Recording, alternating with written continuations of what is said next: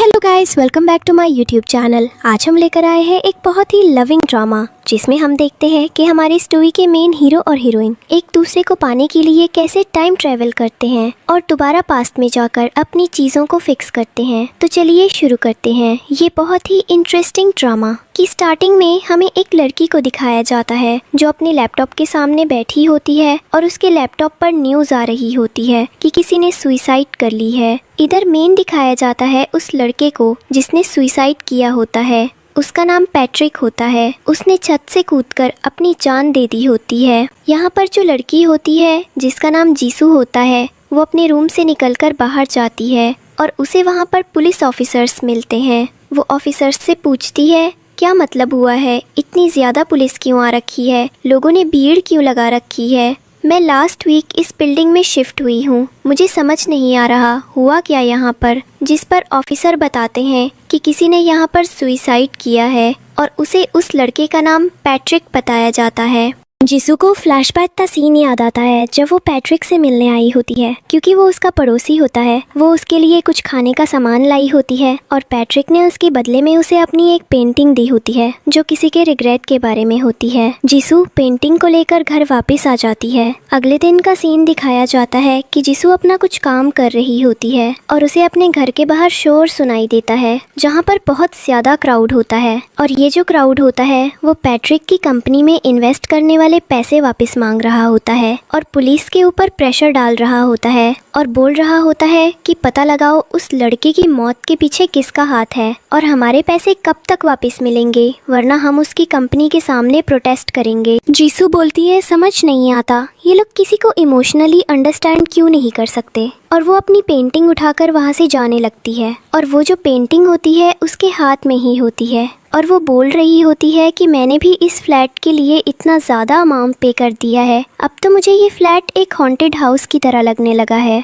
और वो पेंटिंग को डस्टबिन में फेंक देती है और वहाँ से जाने लगती है। तभी उसे कुछ गड़बड़ लगती है। वो उस पेंटिंग को दोबारा से डस्टबिन से निकालती है तो वो देखती है कि उसकी उंगली के पास कट लग गया है और वहाँ से ब्लड आ रहा है और वो जो ब्लड होता है वो पेंटिंग के ऊपर गिर जाता है और जैसे ही वो ब्लड उसके ऊपर गिरता है पेंटिंग एकदम से ग्लो करने लगती है और जो सारी चीज़ें होती हैं वो फ्लैशबैक में जाने लगती हैं। जीसू की आंख अब उसके स्कूल में खुलती है जब वो एक स्कूल गोइंग स्टूडेंट हुआ करती थी। उसे आसपास कई सारे बच्चे दिखाई देते हैं और वो देख रही होती है और कह रही होती है मैं यहाँ कैसे आ सकती हूँ, ये तो 2005 का टाइम है। और उसके बाद हम देखते हैं कि वो भागते हुए ग्राउंड की तरफ जाती है। तब उसे दूर ऊंचाई पर एक लड़का बैठा हुआ दिखाई देता है, वो पैट्रिक होता है। जीसू उसकी तरफ देखती है और बोलती है देखा तुम्हारी पेंटिंग ने काम किया है, और वो खुद बहुत ज़्यादा शॉक्ड होती है। वो पैट्रिक से नीचे आने के लिए बोल रही होती है ताकि वो उससे बात कर सके। और यहाँ पर हम देखते हैं कि वो आसपास देख रही होती है पर पैट्रिक उसे इग्नोर करता है क्योंकि वो उसे पहली बार बोल रही होती है। पैट्रिक उसे कहता है अपने काम से काम रखो, और जैसे वो कहती है नीचे आओ मुझे कुछ ज़रूरी बात करनी है, जिस पर पैट्रिक नीचे आता है। जीसू से कहती है अगली बार जब तुम्हें मरना हो तो किसी हाई प्रोफाइल सोसाइटी को मत चुनना,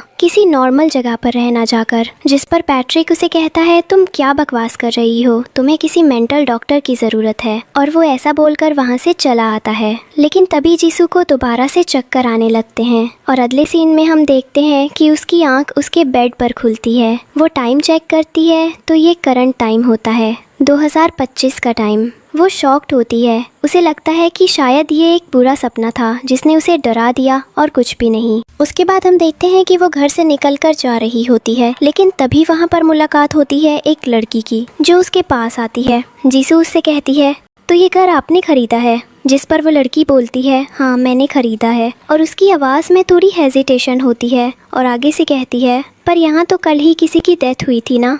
जिस पर वो लड़की कहती है तुम्हारा दिमाग खराब हो गया, मैं पिछले 5 साल से घर के अंदर रह रही हूँ, किसी की डेथ कैसे हो सकती है, मुझे लगता है कि तुम्हें किसी मेंटल डॉक्टर की ज़रूरत है। जीसू ये बात सुनते ही बहुत ज़्यादा घबरा जाती है। उसे लगता है कि ये पूरी बिल्डिंग बहुत बुरी तरीके से हॉन्टेड हो रखी है और वो जल्दी से अपना लैपटॉप खोलकर उस सुसाइड इंसिडेंट के बारे में पता लगाने लगती है जो एक सिटी के सुपरस्टार ने की होती है, यानी कि पैट्रिक ने। और उसे लैपटॉप पर कुछ भी नहीं मिल रहा होता है। वो पेंटिंग के बारे में सोचने लगती है और सोच रही होती है कि अगर पेंटिंग यहाँ कहीं होगी तो ये बात ज़रूर रियलिटी में होगी, पर उसकी पेंटिंग भी उसके पास में नहीं होती है। और उसके बाद हम देखते हैं कि वो सो जाती है।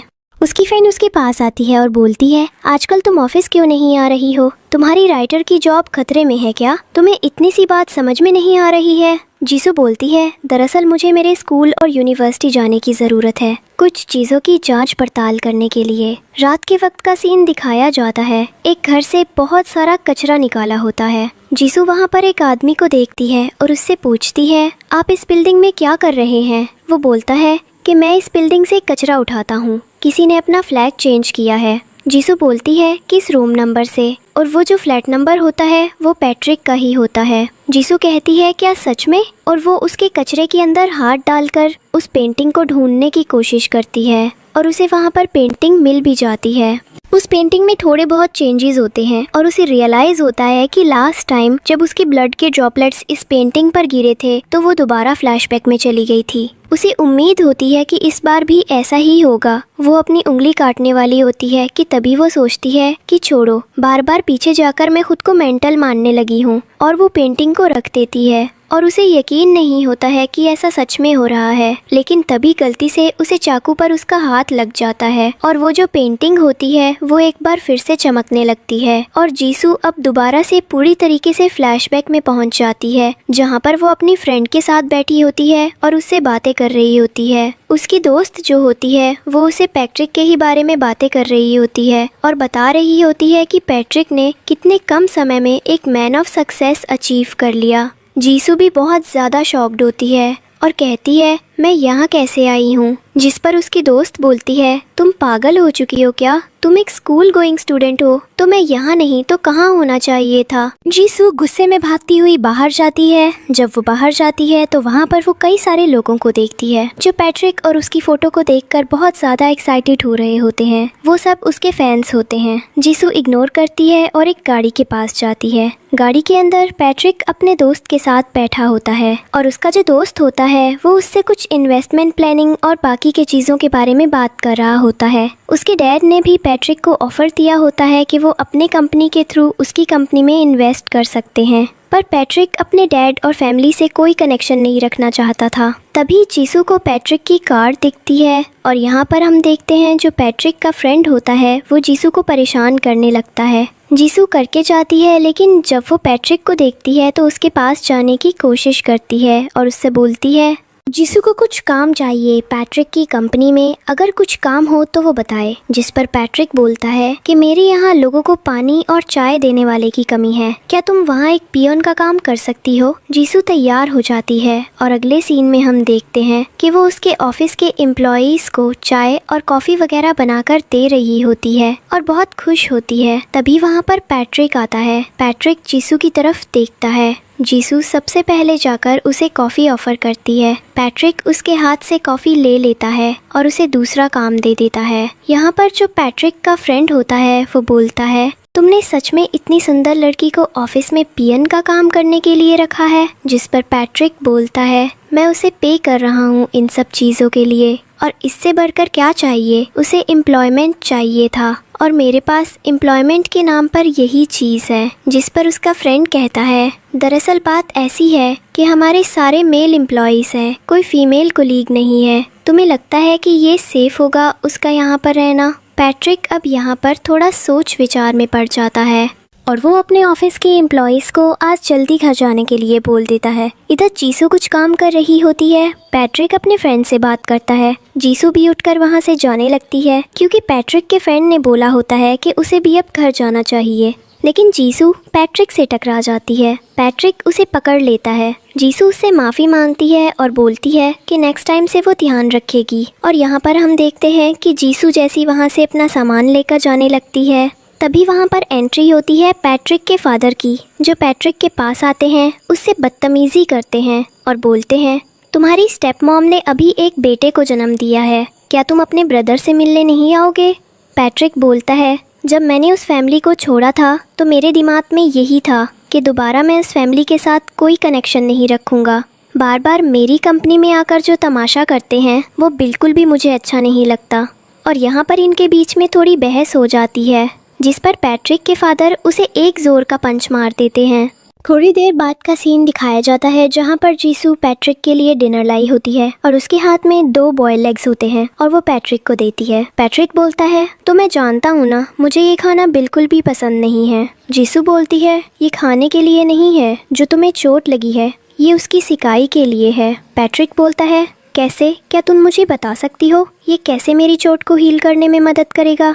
जिस पर जीसू उसकी चोट पर ऑइंटमेंट लगाने लगती है और पैट्रिक उसकी तरफ देख रहा होता है। फिर वो उसका हाथ पकड़ लेता है, लेकिन गलती से जो आग होती है वो पैट्रिक की बनियान में गिर जाती है। जीसू जल्दी से उसके कपड़ों के अंदर हाथ डालकर उसे ढूंढने लगती है, पर उसे एहसास होता है कि उसके हाथ कहीं और जा रहे हैं और जो आग का टुकड़ा था वो नीचे गिरा है। वो जल्दी से उसे उठाती है, पैट्रिक से माफ़ी मांगती है और बोलती है नेक्स्ट टाइम से वैसा कुछ भी नहीं करेगी। अब हम देखते हैं अगले दिन का सीन, जहाँ पर जीसू दोबारा से अपने ऑफिस में आती है। पैट्रिक यहाँ पर बैठा होता है। जीसू उसके पास आती है और उससे कहती है, क्या दिक्कत है? जिस पर पैट्रिक उसे बोलता है, तुम्हारी यहाँ दोनों स्लीव्स नीचे गिर गई थी, उनको उठाओ और यहाँ से जाओ। और जीसू चीज़ें लेकर वहाँ से जाने लगती है। अब वो कुछ क्लीन कर रही होती है और इधर उधर देख रही होती है। और यहाँ पर जो पैट्रिक का फ्रेंड होता है वो जीसू को बहुत ही प्यार भरी नज़रों से देख रहा होता है। तभी जीसू उसके पास आती है और बोलती है, पैट्रिक के साथ ऐसी क्या दिक्कत है? वो हमेशा से इतना रूड और गुस्से में क्यों रहता है? जिस पर उसका दोस्त बोलता है कि वो पहले ऐसा नहीं था, पर उसके साथ ऐसी चीज़ें हुई हैं कि वो खुद को कंट्रोल नहीं कर पाता है। जीसू उसकी बात समझती है। इधर पैट्रिक को दिखाया जाता है जिसके पास उसकी ग्रैंड मदर का कॉल आया होता है और उनसे बात कर रहा होता है। उसकी ग्रैंड मदर उसे बताती है कि वो उससे मिलना चाहती है। बहुत वक्त हो गया है जब उन्होंने पैट्रिक के साथ एक फैमिली डिनर में कुछ बातचीत की थी, वो उसे मिस कर रही है। जिस पर पैट्रिक पहले तो एक्सक्यूज़ बनाता है कि उसे ऑफिस में बहुत ज़्यादा काम है, वो नहीं आ सकता। लेकिन उसकी ग्रैंड मदर बोलती है कि उनकी बहुत उम्र हो गई है और वो चाहती हैं कि पैट्रिक किसी लड़की के साथ सेटल हो जाए, इसलिए उसे आना ही पड़ेगा। जिस पर पैट्रिक के दिमाग में आइडिया आता है। जीसू वहाँ पर उसके लिए पानी लेकर आती है और पैट्रिक उसे अपने साथ ले जाने की बात करता है।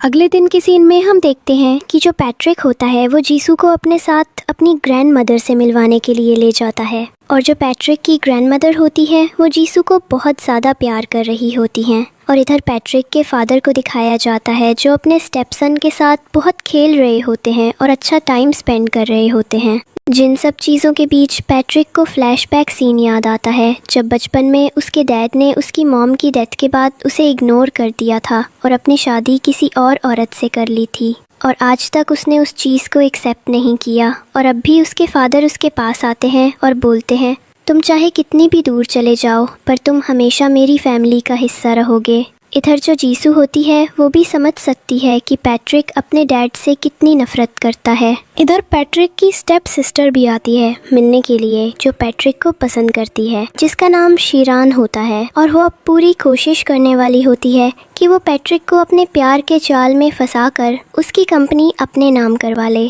इसलिए वो उसकी ग्रैंड मदर से बहुत स्वीटली बात कर रही होती है और मौका ढूंढ रही होती है पैट्रिक को मैनिपुलेट करके अपने जाल में फंसाने का। इवन वो जीसू के साथ अकेले वॉशरूम भी जाती है और वह जीसू को भड़काने की कोशिश करती है, जिसकी बातों में जीसू नहीं आती और बोलती है कि वो पैट्रिक को बहुत पसंद करती है। पैट्रिक भी जीसू का हाथ पकड़कर उसे अपने साथ ले आता है। इधर पैट्रिक का जो फेल होता है उसे सारी बातें पता चल चुकी होती हैं और वो पैट्रिक से बोल रहा होता है, शीरान ने ये सब कुछ जानबूझकर किया है क्योंकि वो हमेशा से चाहती थी कि तुम उसके बॉयफ्रेंड बन जाओ और वो तुमसे शादी कर ले। जिस पर पैट्रिक बोलता है, कभी भी नहीं, मैं उसे कभी भी एक्सेप्ट नहीं करूँगा, मैं बस ये चाहता हूँ कि जीसू उसकी बात ना माने। जिस पर उसका दोस्त कहता है, तो तुम्हें उसकी बात मानने से इतना फ़र्क क्यों पड़ता है? और यहाँ पर पैट्रिक समझ जाता है। इधर हम देखते हैं कि वो अपनी कंपनी के एम्प्लॉयज़ को बताता है कि उनकी कंपनी का जो सेल्स है गेमिंग का वो बहुत ज़्यादा बढ़ चुका है और इसलिए उन्होंने सारे एम्प्लॉयज़ को एक वीक ऑफ दिया है, वे अपने घर जा सकते हैं।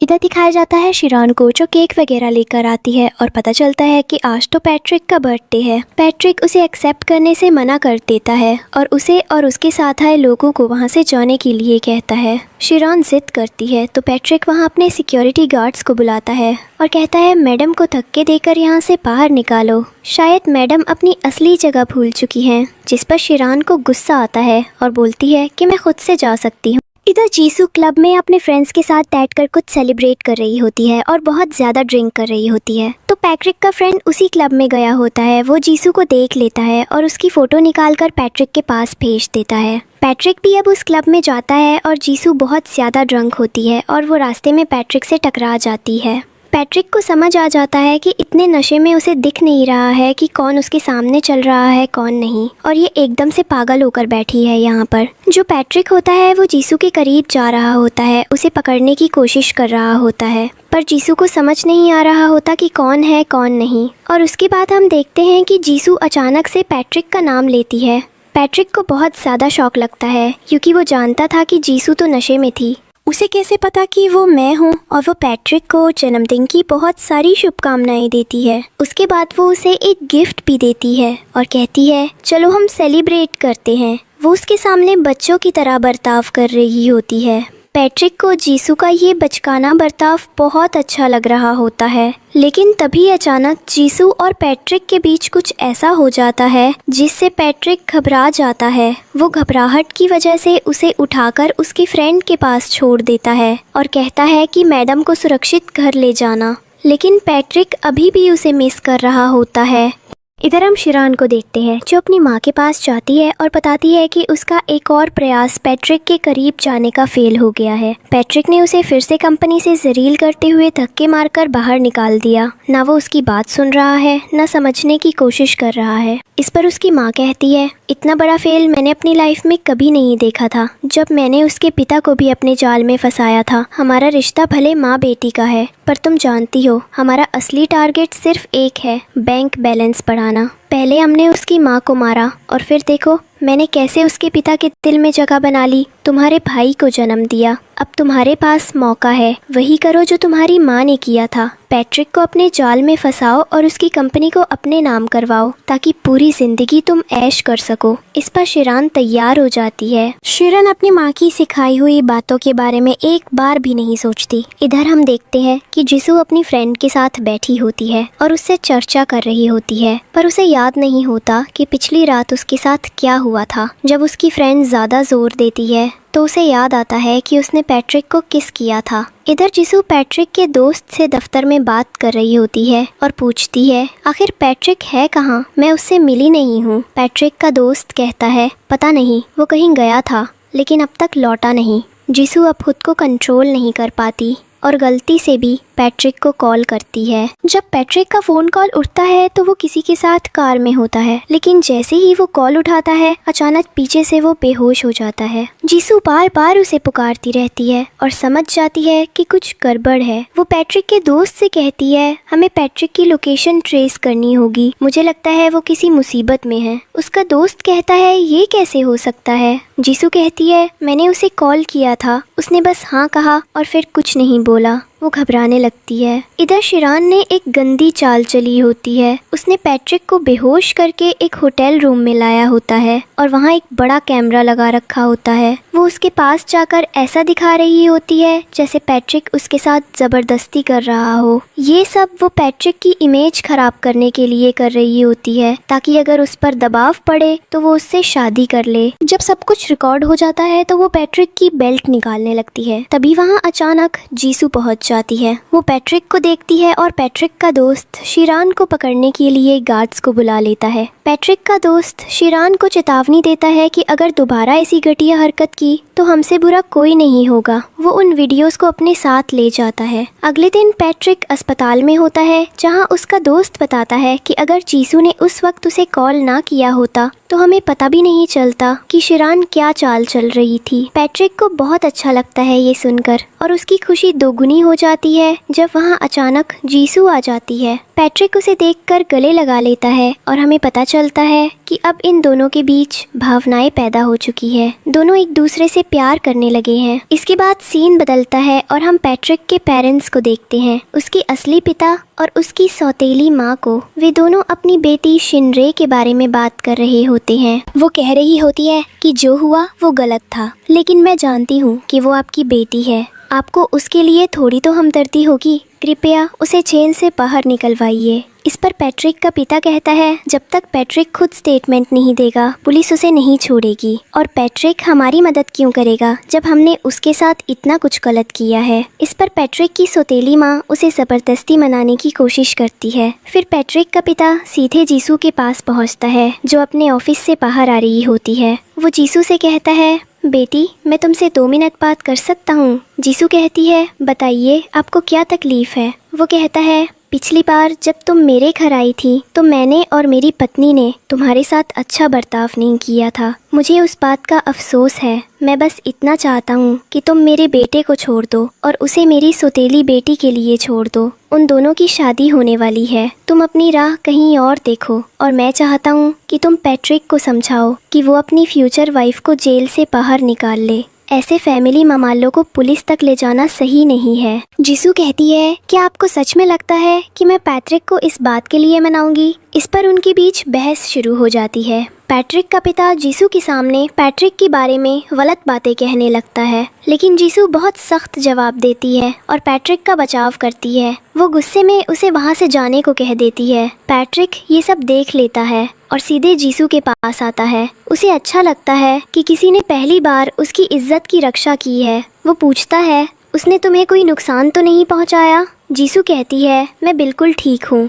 उसने कुछ नहीं किया, मैं बस तुम्हें कुछ देना चाहती हूँ। वो कहती है, मैं चाहती हूँ कि तुम एक अच्छी ज़िंदगी जियो और खुदकुशी जैसी बातों के बारे में मत सोचो। पैट्रिक कहता है, तुम इतनी अजीब तरह से क्यों बात कर रही हो, हुआ क्या है तुम्हें। जीसू कहती है, शायद मुझसे कोई गलती हो गई, मैंने कुछ गलत कह दिया। वो झिझकने लगती है क्योंकि उसे पता होता है कि ये सारी बातें उसे भविष्य से पता है और अभी वो अतीत में है। वो एक लेटर निकालती है और पैट्रिक को देती है जिसमें लिखा होता है कि उसने कंपनी से इस्तीफा दे दिया है और अब चाहती है कि उनके बीच कोई इंटरेक्शन ना रहे। पैट्रिक कहता है, तुम ये क्या कह रही हो। जैसे ही जीसू वहाँ से जाने लगती है उसे अचानक चक्कर आने लगते हैं, मानो वो अपनी सारी यादें भूल रही हो। तभी वो पीछे मुड़ती है। पैट्रिक उसका हाथ पकड़े खड़ा होता है। वो पैट्रिक को पहचान नहीं रही होती और बोल रही होती है, ये कोई आवारा आदमी आकर मेरा हाथ पकड़ रहा है, मैं अभी पुलिस को कॉल करती हूँ। पैट्रिक उसे बोलता है, तुम पुलिस को मत बुलाओ, मैं आज के बाद तुमसे किसी भी तरीके की कोई भी बात नहीं करूँगा, ना ही हमारे बीच कुछ भी इंटरेक्शन होगा। और यहाँ पर पैट्रिक को बहुत ज़्यादा बुरा लगता है। उसे लगता है कि जीसू एक्टिंग कर रही है ताकि वो उससे दूर हो जाए। इधर हम देखते हैं कि और जेसी वहाँ से वापस आती है। वो प्रेजेंट टाइम में आ जाती है और वो देखती है कि उसे कुछ भी याद नहीं है, वो कहाँ गई थी कहानी। और वो यहाँ पर चुपचाप से अपनी स्टोरी लिखना शुरू रखती है क्योंकि उसे उस स्टोरी को पब्लिश करना होता है। लेकिन बार बार उसे कुछ ना कुछ फ्लैशबैक दिखाई दे रहे होते हैं और वो समझ नहीं पाती। इसलिए वो डिसाइड करती है कि वो रेस्ट करेगी क्योंकि वो सारी मेमोरीज भूल चुकी होती है।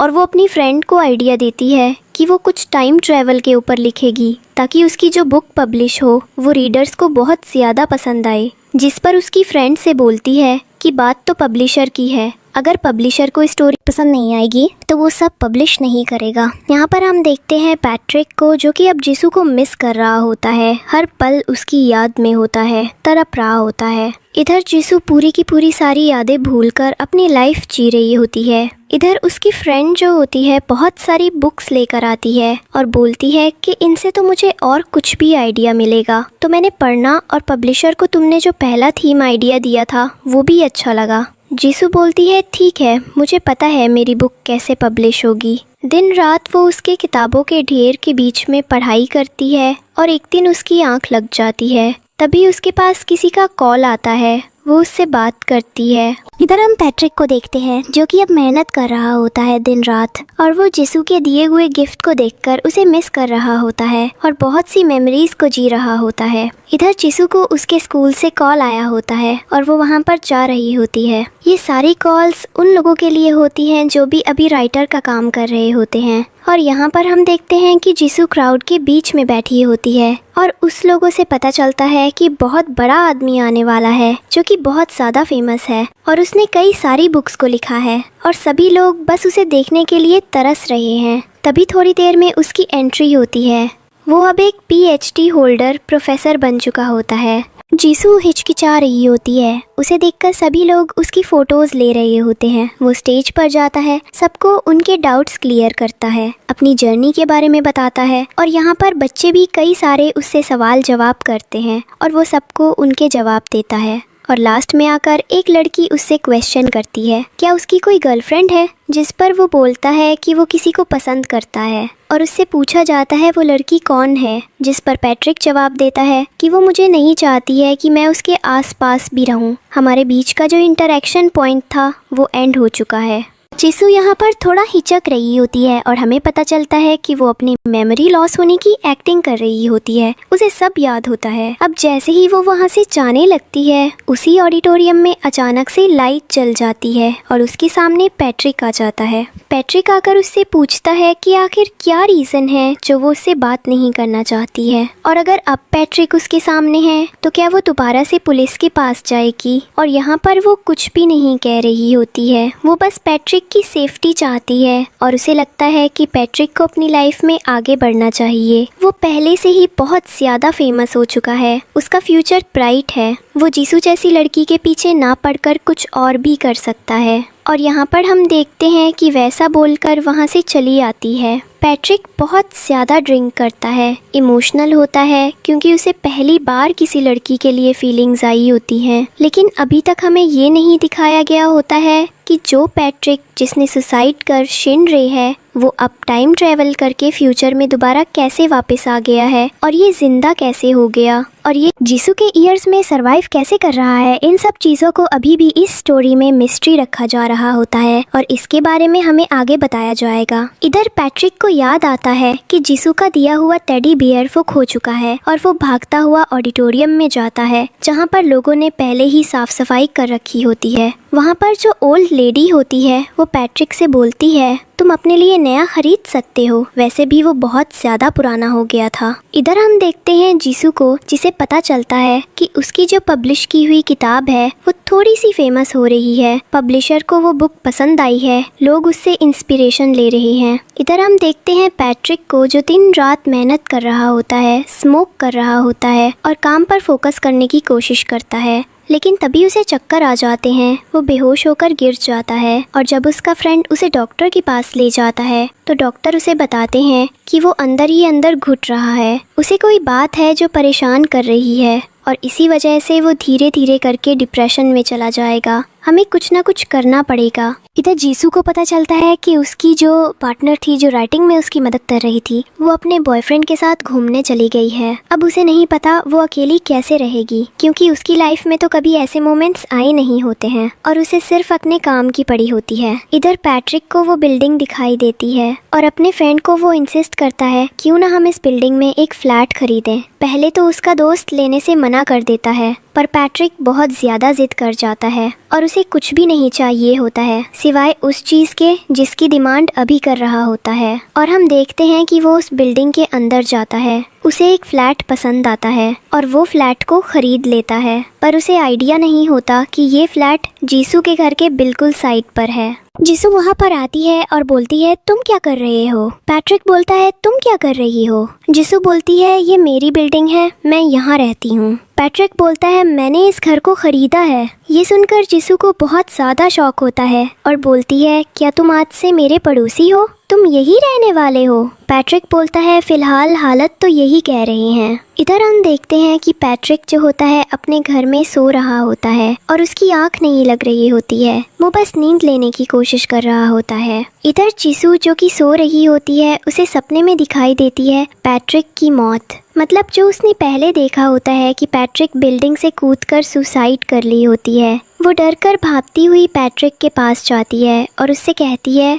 तुम ठीक हो ना? मैंने कुछ गलत देख लिया था। लेकिन उसे रियलाइज़ होता है कि पैट्रिक बिल्कुल सही सलामत है और वो कोई भी ऐसा कदम उठाने वाली स्टेज पर नहीं है। अगर ऐसा हुआ तो वो कभी भी खुद को माफ़ नहीं कर पाएगी और वो इन सब चीज़ों के बारे में सोच रही होती है और उसे बहुत ज़्यादा फिक्र हो रही होती है। लेकिन कहानी में ट्विस्ट तब आता है जब हमारी कहानी में एक नया कैरेक्टर ऐड होता है जिसका नाम जिमिन होता है और ये एक साइकोपैथ है जो जीसू के लिए बहुत ज़्यादा पैशनेट है और वो किसी ना किसी हालत में उसे अपना बनाना चाहता है और इसलिए उसने उसकी कई सारी फोटोज अपने रूम में लगा रखी होती हैं। अगले दिन का सीन दिखाया जाता है, वो जीसू से मिलने उसके घर आता है। जीसू जैसे देखती है पहचान लेती है और उसे याद आता है कि कैसे इसने उसे पानी में डूबने से बचाया था और वो उसके एहसानों तले दबी हुई होती है। जिमिन उसके लिए कुछ लेकर आता है, जीसू जैसे एक्सेप्ट कर लेती है। इधर हम देखते हैं हम रात के वक्त उसके साथ घूमने फिरने भी जाती है पर पैट्रिक उसे देख लेता है। उसे ये सब चीजें देखकर बहुत ज्यादा जलन हो रही होती है और गुस्सा भी आ रहा होता है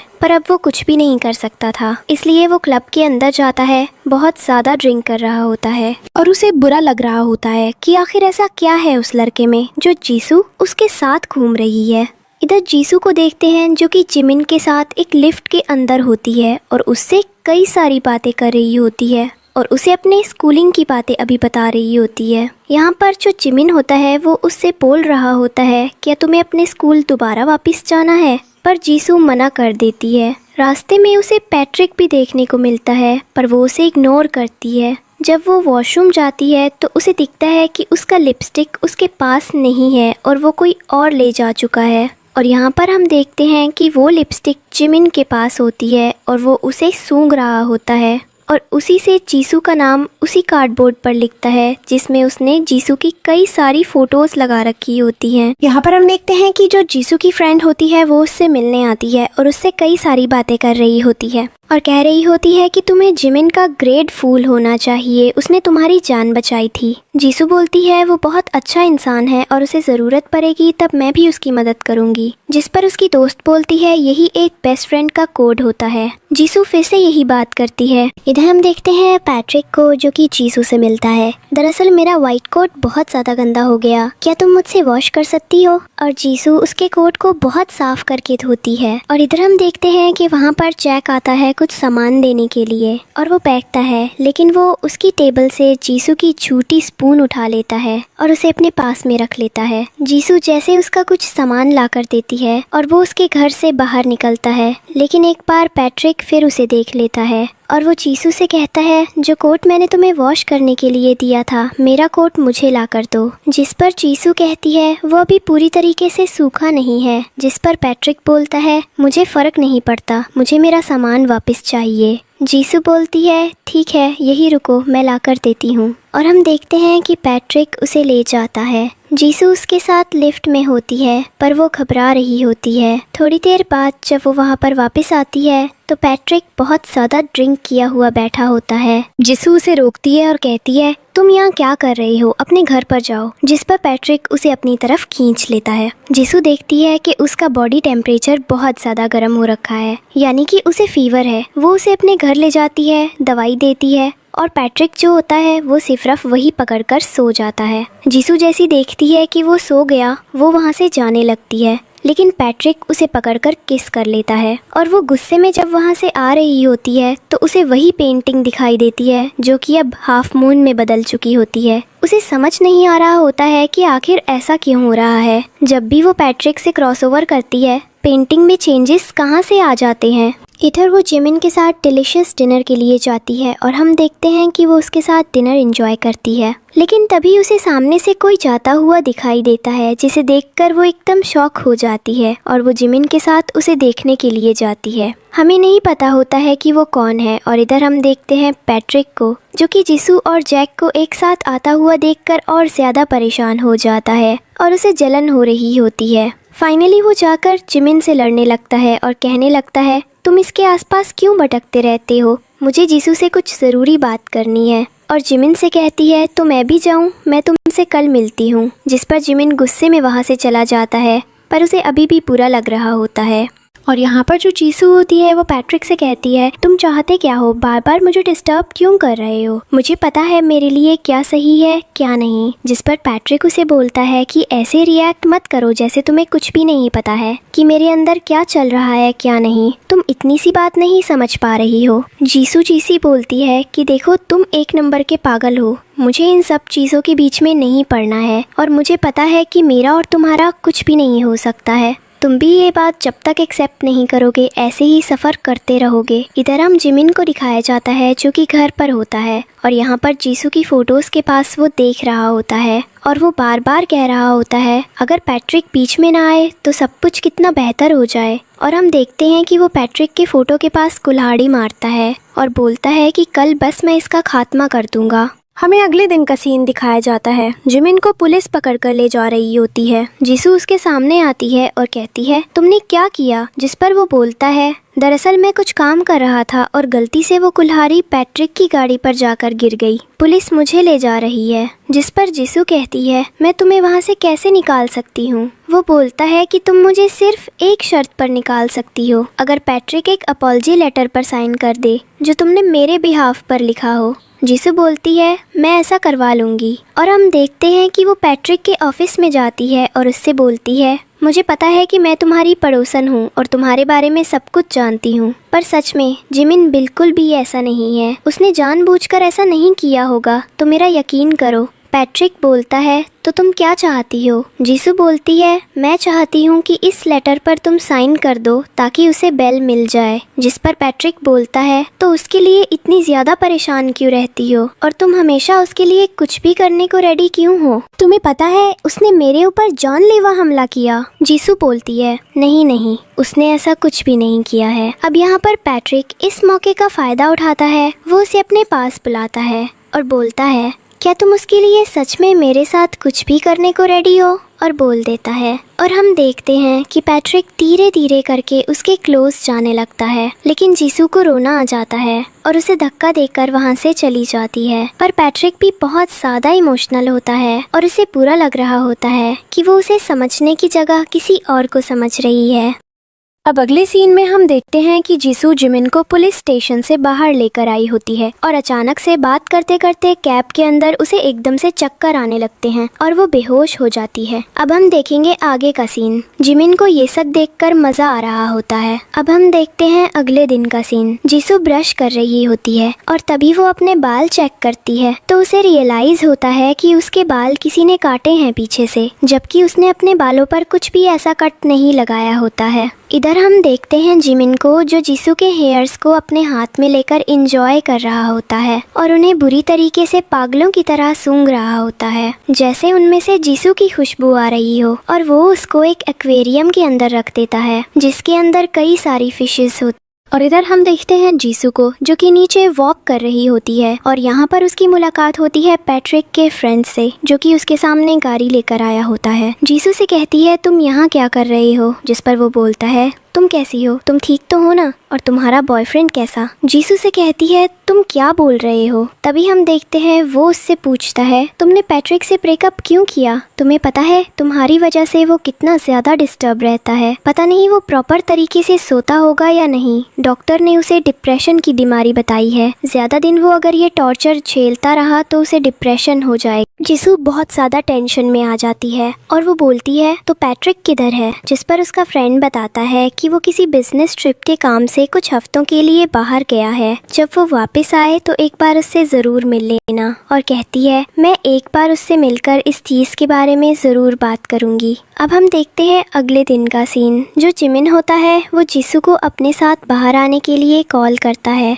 जीसू को, पर जीसू मना कर देती है ये बोलकर कि उसे कुछ ज़रूरी काम है और वो यहाँ पर पैट्रिक के बारे में सोच रही होती है। और जब वो जीसू से ना सुनता है तो उसे बहुत ज़्यादा गुस्सा आता है। वो बोलता है कि वो कुछ ना कुछ करके उसे ज़रूर लेकर आएगा। इधर जीसू वॉक कर रही होती है तो अचानक उसकी मुलाकात पैट्रिक से होती है और वो पैट्रिक से कहती है तुम कैसे हो, क्या तुम्हारे डिप्रेशन की कुछ मेडिसिन्स वगैरह चल रही हैं, डॉक्टर ने क्या बताया है, तुम कब तक ठीक हो जाओगे। और यहाँ पर जो पैट्रिक होता है वो थोड़ा इमोशनल होता है, उसकी आंखों में आंसू होते हैं। पर वो जीसू को कुछ जवाब न देकर चुपचाप से रूम के अंदर चला जाता है। और जब अपने गेट के बाहर उसके गेट को देख रही होती है तो वो सोच रही होती है कि वो अंदर जाकर उससे बात करे या नहीं। हो सकता है कि वो गुस्से वाले मूड में हो और उसके ऊपर चिल्ला दे, और वो घबरा रही होती है कि पता नहीं पैट्रिक के साथ उसकी कैसी सिचुएशन होगी, वो अच्छे से ट्रीट करेगा भी या नहीं। और उसके बाद वो अंदर चली जाती है सोचते हुए। इधर पैट्रिक को देखते हैं जो कि ऑफिस में होता है। उसका फ्रेंड उसे बताता है कि उसने जीसू को बता दिया है, डॉक्टर ने जो भी उसे बीमारी बताई है। और यहाँ पर जो पैट्रिक होता है बोलता है कि जब मेरी ग्रैंड मदर इस दुनिया में थी तो मैं बड़ा खुश था, लेकिन उनको अचानक से इंसोम्निया हो गया और उनकी डेथ भी उसी चीज़ की वजह से हुई, ये बॉडी को प्रॉपर स्लीप ना मिलने की वजह से। और उसका फ्रेंड उसे समझा रहा होता है कि तू मैसेज गलती मत कर कि लोग तेरे ऊपर दया करे, तू खुद जानता है कि तू कितना स्ट्रांग है, तू मेरे घर में आकर रह सकता है, अकेले मत रो। पर पैट्रिक को अभी भी जीसू के घर के सामने रहना होता है। उसके बाद जीसू के दरवाजे पर किसी के होने की आवाज़ आती है। वो दरवाज़ा खोलती है तो वहाँ पर जिमिन होता है और जिमिन उससे बोलता है क्या तुम मेरे साथ बाहर डिनर पार्टी के लिए नहीं आ सकती हो, जिस पर वो कहती है मुझे माफ़ करना, मैं दरअसल कुछ ज़रूरी काम कर रही हूँ यहाँ पर। जो जिमिन होता है वो कुछ नुकीले औजार लाया होता है। अगर जीसू उसे रिजेक्ट करती उसके साथ आने के लिए तो इस बार वो उसे इंजर्ड करके ज़बरदस्ती अपने साथ ले जाता। पर जब उसे पता चलता है कि जीसू इग्नोर नहीं कर रही है बल्कि कुछ ज़रूरी काम कर रही है, इसलिए वो रुक जाता है। उसके बाद वो जीसू को अपने साथ क्लब ले जाता है अपने फ्रेंड्स के साथ। उसके सभी फ्रेंड्स ड्रंक कर रहे होते हैं, जीसू भी ड्रिंक कर रही होती है, लेकिन जीसू को अनकंफर्टेबल फील होने लगता है और वो उठकर वॉशरूम की तरफ जाने लगती है। तभी वहाँ पर पैट्रिक उसे देख लेता है, वो भी उसके पीछे पीछे आता है और उससे पूछता है तुम यहाँ कर क्या रही हो, तुम्हें पता भी है कि ये कितनी घटिया जगह है, लोग यहाँ पर आकर सिर्फ नशा करते हैं, तुम्हें ऐसी जगह पर नहीं होना चाहिए। जीसू बोलती है मैं जिमिन के साथ आई हूँ तो मुझे नहीं लगता कि मुझे कोई खतरा होगा, वो मुझे प्रोटेक्ट कर लेगा, मैं जानती हूँ उसे। पैट्रिक को उसकी ये बात सुनकर और ज़्यादा बुरा लगता है और उसे वो मोमेंट याद आता है जहाँ पर उसने जीसू को किस किया था। इधर जो जीसू होती है वो दोबारा से चेक के पास चली जाती है, लेकिन अचानक से उसकी तबीयत बिगड़ने लगती है। जीसू को पता चलता है कि जिमिन को अल्कोहल से एलर्जी है और वो अपने फ्रेंड्स से बोलती है कि उसे तुरंत हॉस्पिटल ले जाना पड़ेगा। सभी फ्रेंड्स उसकी मदद करने लगते हैं,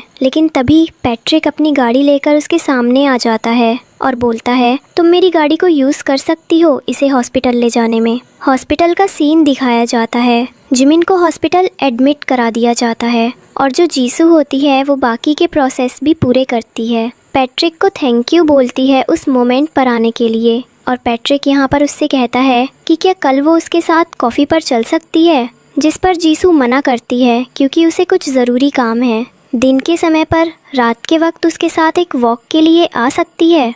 रात के वक्त का सीन दिखाया जाता है जहाँ पर जीसू पैट्रिक के साथ वॉक के लिए जाती है और तभी अचानक से उसे फिर से कोई ओल्ड मैन एक ओल्ड लेडी को किस करता हुआ दिखाई देता है और पैट्रिक उसकी आंखें बंद कर लेता है और बताता है कि वो मेरा डैड है, तुमने ऐसे मत देखो, वो ये सब कुछ डिज़र्व करते हैं, मेरे डैड ने भी मेरी मॉम को चीट किया था, अगर मेरी स्टेप मॉम के साथ भी वही हो रहा है तो वो डिस्टर्ब करती है। अब ये दोनों लोग लिफ्ट के अंदर होते हैं और यहाँ पर जो पैट्रिक होता है वो जीसू से पूछता है क्या वो दोबारा उसके साथ रिलेशनशिप में आ सकती है। जीसू मना करती है। पैट्रिक उसके साथ बैठकर कई सारी बातें करता है और उसका हाथ पकड़ता है, इनके बीच में किस हो जाता है, जिसे देखकर जीसू थोड़ी हेजिटेट कर जाती है क्योंकि वो ऐसा नहीं कर सकती थी और वो पैट्रिक को कुछ खाने के लिए देती है और बोलती है ये बहुत ज़्यादा डिलीशियस है। लेकिन जिमिन को ये सब कुछ अच्छा नहीं लग रहा होता है और वो उन दोनों को साथ में देखकर बहुत ज़्यादा जेलस होता है। जीसू से कहता है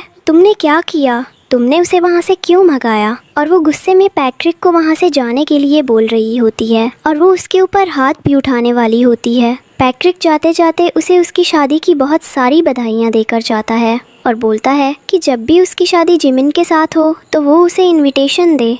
पर जीसू कहती है वो मेरा कोई बॉयफ्रेंड नहीं है, मेरा बस ऑर्डिनरी फ्रेंड है जिसके साथ मुझे टाइम स्पेंड करना अच्छा लगता है और कुछ भी नहीं है हमारे बीच। पैट्रिक को ये बात सुनकर खुशी होती है। इधर जीसू को भी पैट्रिक के साथ वो जो किस मोमेंट हुआ था वो याद आ रहा होता है। इधर जिमिन को बहुत ज़्यादा गुस्सा आ रहा होता है और वो कह रहा होता है कि जीसू ने उसे धोखा दिया है, अब वो उसे बर्बाद कर देगा। इधर जीसू को वो अपने यहाँ पर बुलाता है एक बार मिलने के लिए। जीसू उसके घर जाती है। जब उसके घर जाती है तो वो उसी रूम में घुस जाती है जहाँ पर जिमिन ने उसकी कई सारी फोटोज लगाई होती हैं। उस रूम की हालत देखकर लग रहा होता है कि जिमिन एक साइकोपैथ है। तभी पीछे से वो आ जाता है और वो जीसू को पकड़ लेता है और बोलता है कि कल रात में पैट्रिक के साथ देखकर मुझे जितना ज्यादा जलस फील हुआ है, अंदर से टॉर्चर्ड हुआ हूँ मैं, तो आज उतना ही टॉर्चर करूँगा। और वो जीसू को उसकी बनाई हुई एक डॉल दिखाता है जो बिल्कुल उसकी तरह होती है और उसका गला पकड़ लेता है और बोलता है जो चीज़ कभी मेरी नहीं होती उसे मैं किसी और का भी नहीं होने दूंगा। और तुम अपने हाई स्कूल डेज को भूलना पड़ेगा जब तुम पैट्रिक के साथ रिलेशनशिप में थी। तुम्हें पता है जिस दिन मैंने तुम्हें पानी में डूबने से बचाया था उस दिन से मेरी नज़र तुम्हारे ऊपर है और आज वक्त आ गया है कि हम वहीं से शुरू करें जहाँ पर सारी चीज़ें ख़त्म हो रही हैं।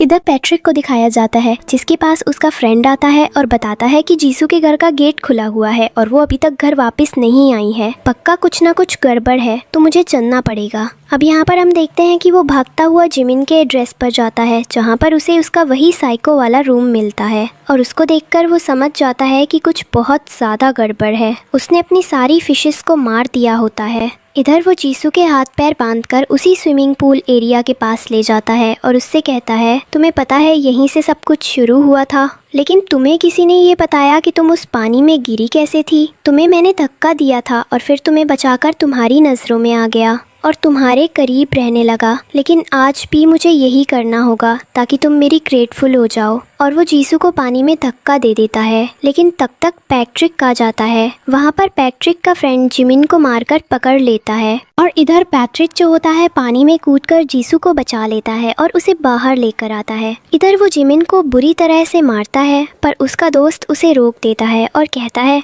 कानून अपने हाथ में मत लो, पुलिस खुद सजा देगी, और उसे वहाँ से ले जाता है। वो बहुत ज़्यादा गुस्से में होता है और यहाँ पर जो जीसू होती है वो बेहोश होती है। उसकी बस हल्की हल्की सांसें चल रही होती हैं और उसे धीरे धीरे होश आता है। पैट्रिक उसे गले से लगा लेता है और अगली सीन में वो उसे अस्पताल ले जाता है। वो सारे मोमेंट्स याद कर रहा होता है जब वो जीसू से 2015 में पहली बार मिला था, यानी स्कूल के टाइम, और तब जीसू ने उसके साथ कैसा व्यवहार किया था।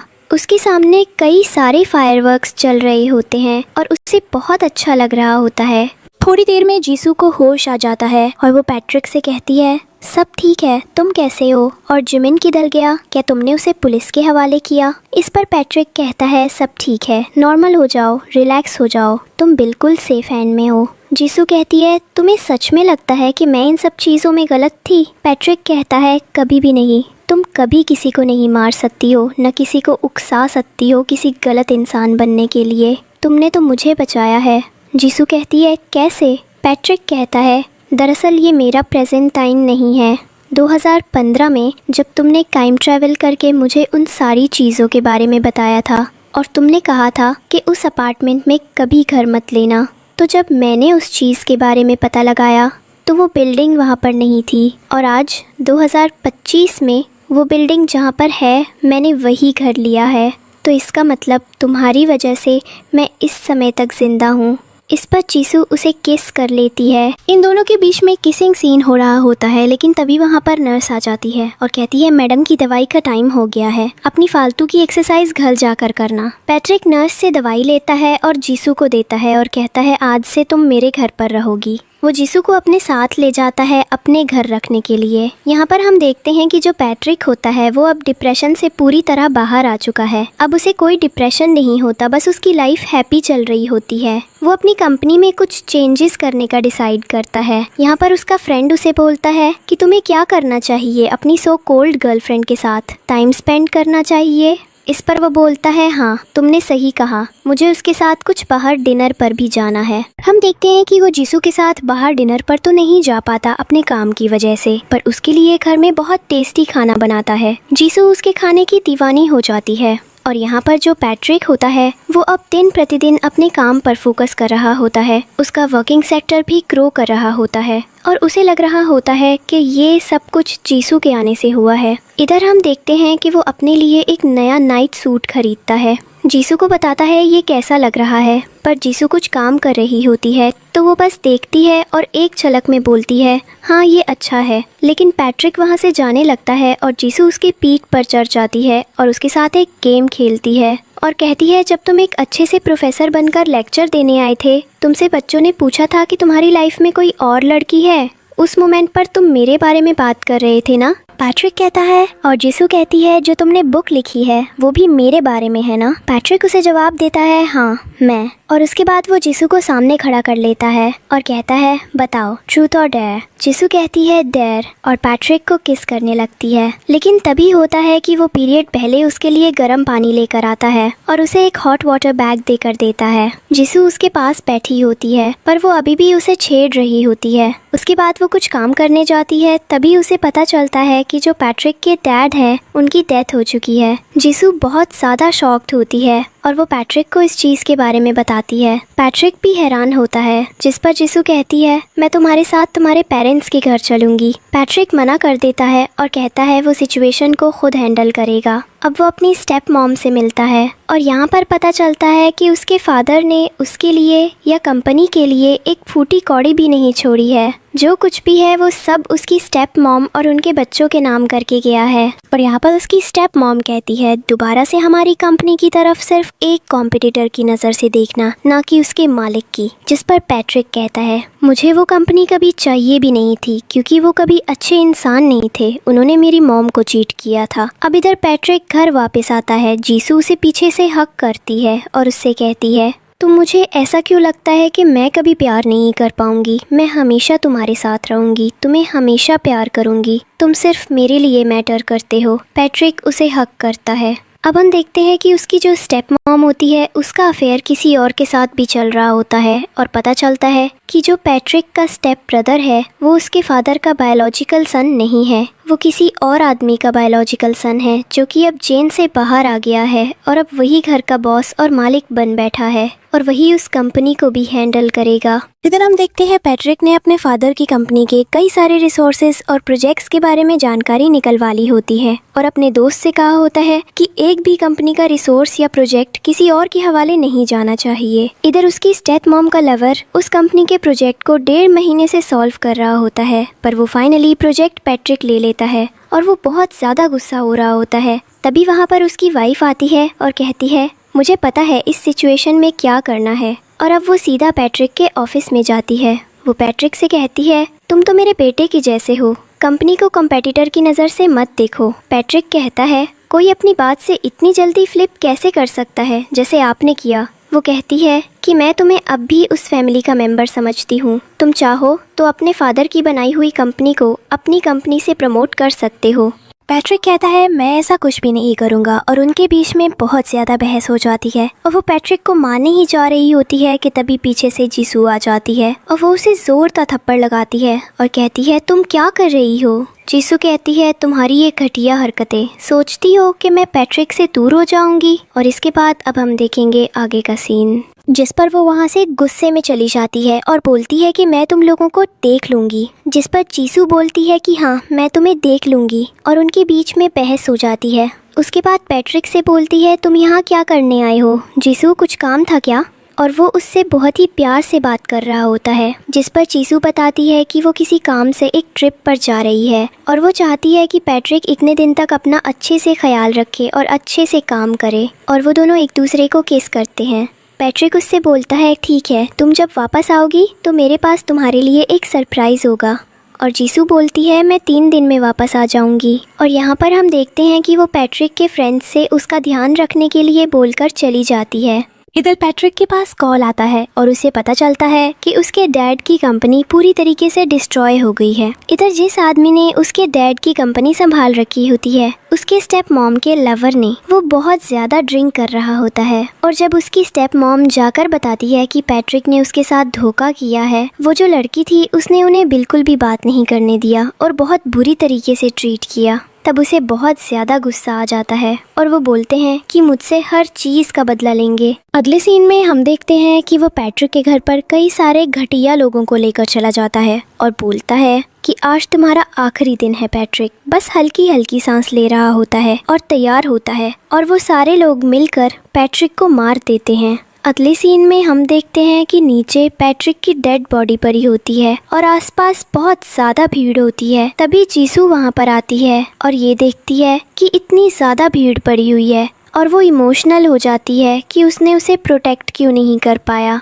और अब बुरी तरीके से टूटी हुई होती है। पुलिस ऑफिसर उससे बहुत ज़्यादा सवाल जवाब कर रहे होते हैं। तभी उसे याद आता है उस पेंटिंग के बारे में जिसमें बस एक हाफ मून बचा होता है। जीसू उस पेंटिंग के ऊपर अपना ब्लड डालकर दोबारा से टाइम ट्रेवल कर जाती है और वापस से स्कूल में पहुंच जाती है और उसे याद आता है कि पैट्रिक इस मोमेंट पर अपने ऑफिस में होगा। वो भागते हुए उसके ऑफिस में जाती है, उसे गले से लगाती है। पैट्रिक वहाँ पर एक मीटिंग ले रहा होता है और सभी लोग वहाँ से चले जाते हैं। जीसू उससे कहती है कि वो दोबारा कभी भी उसे गंदे तरीके से ट्रीट नहीं करेगी और इस लाइफ में वो उसे ज़रूर बचाएगी। पैट्रिक को रियलाइज़ हो जाता है कि जीसू फिर से ट्रैवल करके आई है और वो फिर से बच नहीं पाया। अब जीसू पैट्रिक को सारी बातें बता देती है, जिस पर पैट्रिक बोलता है मैं सारे सबूत इकट्ठे करूँगा और अपने डैड से बोलूँगा कि उन लोगों से दूर हो जाएं। इधर हम देखते हैं कि जीसू के पास जो कुछ ज़रूरी काम आ जाता है और वह पैट्रिक को सबूत इकट्ठे करने के लिए बोल देती है। इधर पैट्रिक जो होता है वो अपनी स्टेप मॉम और उसके लवर के अफेयर के सबूत इकट्ठे कर लेता है और उस वीडियो को देखता है। जब जीसू आती है तो वो उसे पॉज कर देता है और जीसू को नहीं बताता है। जीसू के साथ वो क्वालिटी टाइम स्पेंड करने जाता है। फिर उसके बाद जीसू घर जा रही होती है और जब घर जाती है तो उसे रास्ते में वही उसकी मॉम का लवर और उसके कई सारे लोग दिखाई देते हैं जो जीसू को परेशान करने लगते हैं और उनसे लड़ रही होती है। लेकिन तभी वहाँ पर पैट्रिक आ जाता है और इस लाइफ में वो जीसू को बचा लेता है उन घटिया लोगों से और उसके बाद वो उसे सेफली घर ड्रॉप करने जाता है। अब जीसू उसके साथ उसके घर पर रह रही होती है। ये लोग क्वालिटी टाइम स्पेंड कर रहे होते हैं और पैट्रिक खुश होता है कि वो भी बिल्कुल नॉर्मल हो चुकी है और इनके बीच में क्लोज और रोमांटिक मोमेंट्स बन रहे होते हैं। इधर उसकी स्टेप मदर को पता चल जाता है कि उसके लवर को भी बुरी तरीके से मारा गया है। अगले दिन जीसू को पैट्रिक के लैपटॉप में उसकी स्टेप मॉम और उसके लवर के अफेयर की वीडियो मिल जाती है, जिस पर जीसू पैट्रिक के ऊपर भड़क रही होती है और कह रही होती है मैंने ये वीडियो तुम्हें सजा कर रखने के लिए नहीं दी थी, मैंने बोला था अपने डैड को देना जाकर और उन्हें दिखाओ पैट्रिक। यहाँ पर वो जो वीडियो होता है अपने डैड को दिखाने के लिए चला जाता है। इधर जीसू की मुलाकात होती है जिमिन से, जो अभी भी उसे नहीं जान रहा होता है, पर जीसू को पता होता है कि ये एक साइकोपैथ है तो इसे सबक सिखाना ज़रूरी है। और हम देखते हैं इधर पैट्रिक जो अपने डैड के पास गया होता है, उन्हें सबूत के तौर पर वो वीडियो दिखाता है और उन्हें हिंट के तौर पर बताता है कि उनका दूसरा बेटा बायोलॉजिकल सन नहीं है। अब यहाँ पर उसके डैड को गुस्सा आता है और वो अपने दूसरे बेटे के बालों में से एक बाल लेते हैं और यहाँ पर हम देखते हैं कि वो जो दूसरा बेटा होता है वो अपनी मॉम को इन सारी चीज़ों के बारे में बता देता है।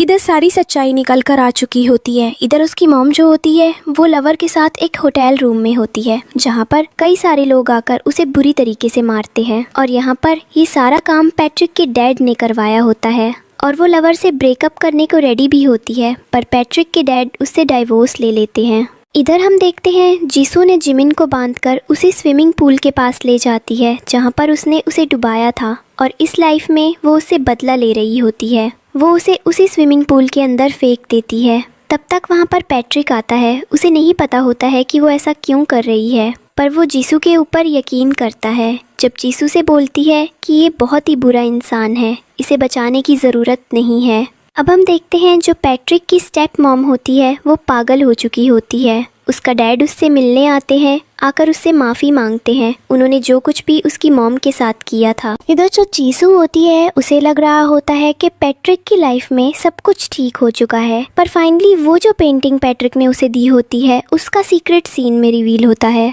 जहाँ पर पैट्रिक बताता है कि ये जो पेंटिंग है वो मेरी मॉम ने बनाई है मेरे लिए। अब हम देखते हैं आगे का वक्त, जहाँ पर जीसू ग्रेजुएट हो रही होती है और वो वापस जा रही होती है और इसी मोमेंट पर उसकी मेमोरी लॉस हो जाती है और वो पैट्रिक को इग्नोर करके वहाँ से चली जाती है। अब सीन शूट होता है 2025 में। जीसू अपनी फ्रेंड के साथ होती है और वो बोलती है, मैंने सब ठीक कर दिया, मैंने सब ठीक कर दिया। उसकी दोस्त उससे बोलती है, तुमने दवाइयाँ ली अपनी, तुम पागल होती जा रही हो। तो मुझे समझ में नहीं आ रहा है तुमने क्या ठीक किया। कुछ नहीं ठीक किया। यहाँ पर बहुत ज़्यादा तंग होती है। उसे रियलाइज़ होता है कि उसने पैट्रिक को ज़िंदा नहीं कर पाया, बस पुरानी चीज़ों का बदला लिया है। और वो जल्दी से अपनी फिंगर काटकर उस हाफ मून वाली जगह से दोबारा टाइम ट्रेवल कर जाती है। वो उसी सीन में पहुंचती है जहां पर वो आधी रात को जिमिन से मिलकर के घर वापस आ रही होती है। इसी बीच उसकी मुलाकात होती है पैट्रिक की स्टेप मॉम के लवर से, जिसे वो बुरी तरीके से मारती भी है और पुलिस ले जाती है। इधर वो दोबारा से एक मोमेंट याद करती है और इसी मोमेंट पर पैट्रिक को दिखाया जाता है जो कार ड्राइव कर रहा होता है। और इन सारी चीज़ों के बीच में उसे सारे वो इंसिडेंट याद आ जाते हैं और वो सीधा जीसू के पास चला जाता है, उसे किस करता है। इनके बीच में क्लोज रोमांटिक मोमेंट्स बनते हैं। अब ये लोग एक दूसरे के साथ हैप्पीली रह रहे होते हैं, हैप्पीली टाइम स्पेंड कर रहे होते हैं। और पैट्रिक यहाँ पर बता रहा होता है, जब दो लोगों के बीच में सच्चा प्यार होता है तो वो कोई भी यूनिवर्स हो या कोई भी दुनिया हो, वो लोग एक दूसरे को बचाने का और प्रोटेक्ट करने का तरीका ढूंढ लेते हैं। और यही ट्रू लव की पावर होती है जिसको गॉड ने अपने हाथों से बनाया। लास्ट के सीन में हम देखते हैं कि जीसू एक बहुत ही फेमस इंसान बन गई होती है और उसकी अब पैट्रिक से शादी भी हो गई होती है। और इसी के साथ इस ड्रामा की हैप्पी एंडिंग हो जाती है।